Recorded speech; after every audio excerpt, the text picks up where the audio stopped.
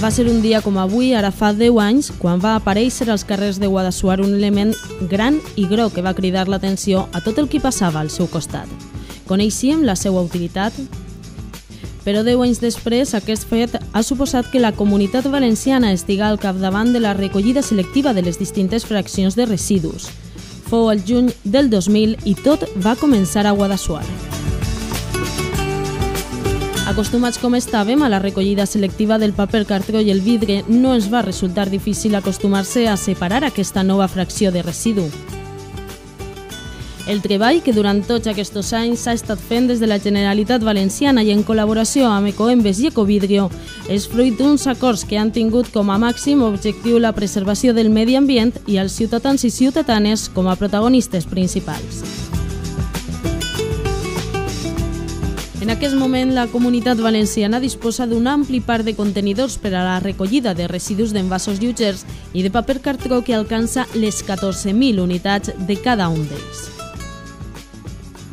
Aquest esforç inversor en infraestructures i equipament s'ha materialitzat en la recollida i posterior tractament de prop de 180.000 tones de residus d'envasos lleugers en aquests 10 anys, alcançant una taxa de reciclatge de prop de 8 quilograms de residus per habitant i any al 2009.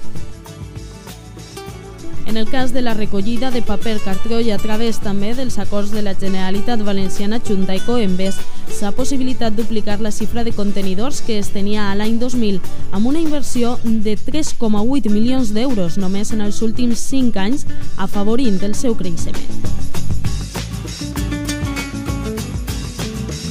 L'estreta col·laboració que manté la Generalitat Valenciana amb Ecovidrio ha facilitat que actualment la quantitat de vidre recollit dupliqui les xifres dels primers anys.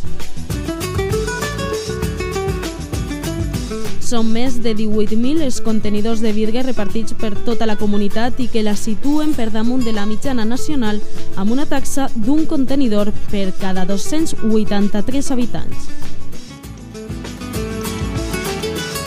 El tractament que es realitza a les plantes comença en la recollida dels residus que els ciutadans han depositat als distints contenidors.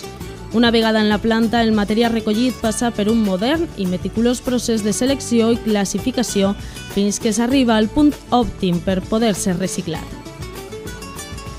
Tant Ecoembes com Ecovidrio compten amb unes infraestructures i instal·lacions dotades de la tecnologia més avançada per dur endavant aquests processos. 10 anys després de l'arribada d'aquell contenidor a Guadassuar, la Generalitat Valenciana continua treballant per la defensa del medi ambient.